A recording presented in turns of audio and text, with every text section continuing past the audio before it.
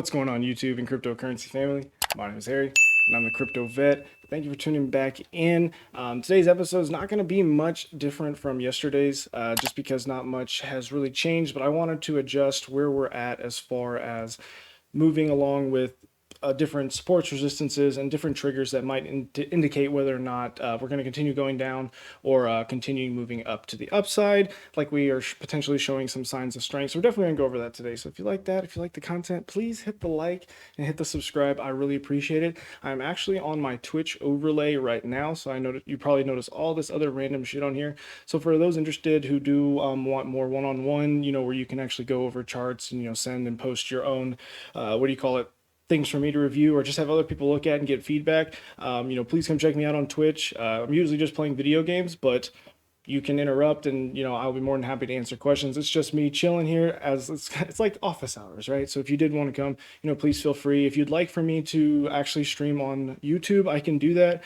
I just find that on streaming on YouTube, you get a lot less people who are actually wanting to learn, and it's just more people trying to shill their coins. But if that would be helpful for you guys, I'd be more than happy to do it. You guys just have to let me know. Please feel free to just type in the comments what you guys would like me to do. I said I enjoy doing this, but I want it to be engaging for you, because I can do everything in the background and not record a thing, and I'll do just fine, but I want to make sure what I actually bring to you guys is helpful and good. So please let me know. But on a side note, I did find an asset that is almost, well, for one, is better than Bitcoin as far as its rate of return in the past 2 months. And you just wait for it. You guys ready? All right, here it is. It's Pokemon cards, man. Pokemon fucking cards. You can invest $110, and if you're as lucky as me, you ready? I got a Thick-a-Chew. It's worth like 20 bucks. So I'm down 80%, just like Bitcoin.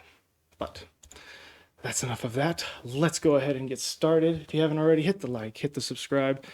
Follow me on Twitter at XRP Veterinarian. And links for Twitch, Discord, all that other shit's down below. So let's go ahead and get started here on CoinMarketCap. Let's change this scene and get out of all that other crap. And here we, oh, that's still the wrong scene. Let's go to this scene. Are we there? There we are. All right, guys. All right, if we start on CoinMarketCap, we can see that the current market cap is at $1.3 trillion. We have Bitcoin dominance up to almost 47%, as well as gas fees slowly coming down. They're below 10 right now at 8 gwei. We have Bitcoin going up slightly. We have some green in the market. Dogecoin making a little bit of a pump here. And Bakery token, I'm guessing that's the same one for like the Pancake Swap one. I'll have to look into it, because I'm trying to catch up on some of the newer coins that I don't have. I know a little bit about it, but I want to know a lot more. As far as the biggest losers today, we have some Aave, CeeLo. I bet Internet Computer is down here somewhere. It's worth like pennies now.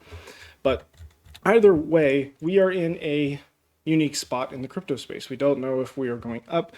We don't know if we are going down. We do know that people who have been holding Bitcoin for a long time are starting to buy again. They are no longer selling. That selling of long-term holder Bitcoin bags started ending back, I don't know, right around the $50,000 or $60,000 area. They stopped selling, everyone started selling, and it started to plummet down. But now the opposite is happening. People, anybody who bought in the last 2 or 3 months, they've been selling. Not people who have held the long time, right? So more and more people are just starting to accumulate again. So I'm starting to see this tide shift, and this is what I wanted to see. You guys know that I'm bullish. This is not how a bull run ends.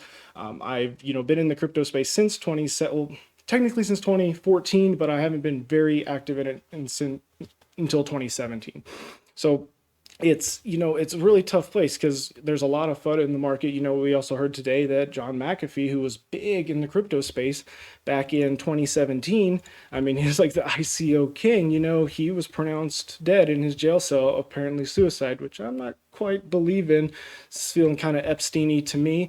But either way, all these news things, they get tied to crypto, we get tied to this, and it's all bringing the space down at the moment. I can just go over to Twitter right now, and no matter what you look at as far as charts and stuff, people are still saying that they want to sell and that it's going to keep going down. Well, I mean, this is where you need to come up with your own understanding and knowledge, right?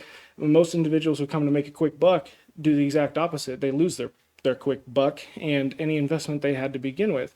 So, right now during these tough times, I choose not to even look at my portfolio because I already know it's down 6 figures plus, and I'm just chilling here waiting, and I'm learning about what's happening in the background. Like, how is inflation that's about to hit here, especially since Jerome Powell couldn't even answer this guy's question when he said specifically, he's like, well, you said that if unemployment and all these benefits run out now, inflation will start to be fine. He goes, but if we extend all these benefits more, like Democratic policy, and I'm not picking sides, could care fucking less, but Democratic policy is saying they're going to extend that, and that would be a huge risk to inflation and the economic presence of the United States.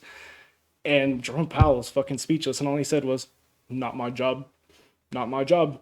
So, like, there's all these bad things happening. Well, ways to beat that would be to hedge against anything with the US dollar, right? Which is why cryptocurrency, blockchain, whether you like Bitcoin, Ethereum, XRP, Cardano, Shiba, Rocket, it doesn't matter. The technology is here to stay, just like the internet was. So I'm in this for the long haul, not just this short couple month span that we could continue a bull run or enter a bear market. Doesn't matter. I'm in this for the long run, and I believe in blockchain overall. So I kept this up here for a long time because this, to me, is the strongest indicator that we still have room to grow. No matter what happens between here and here, my goal is to start taking serious profits and maybe exiting most of my positions somewhere towards the end of the year. And I know a lot of people are doing this, which is why I have hedged against that as well. And I have money on the sideline in case it gets worse faster, right? So everybody has to come up with their own strategy to ensure that this is good. In the short term right now, if we just head to the daily, if we look exactly where the price is right now at 33,400, and we just draw a horizontal ray, I'm just going to put it right where the green line is. We can see here that we have good support, even support here, and then we fell through, and now it's acting as resistance. Now these are just wicks here, but all of these solid candle bodies that fell above this was a good support. So the question is, are we having like a big double bottom? Are we going to stay sideways right here more, or are we going to continue to the downside?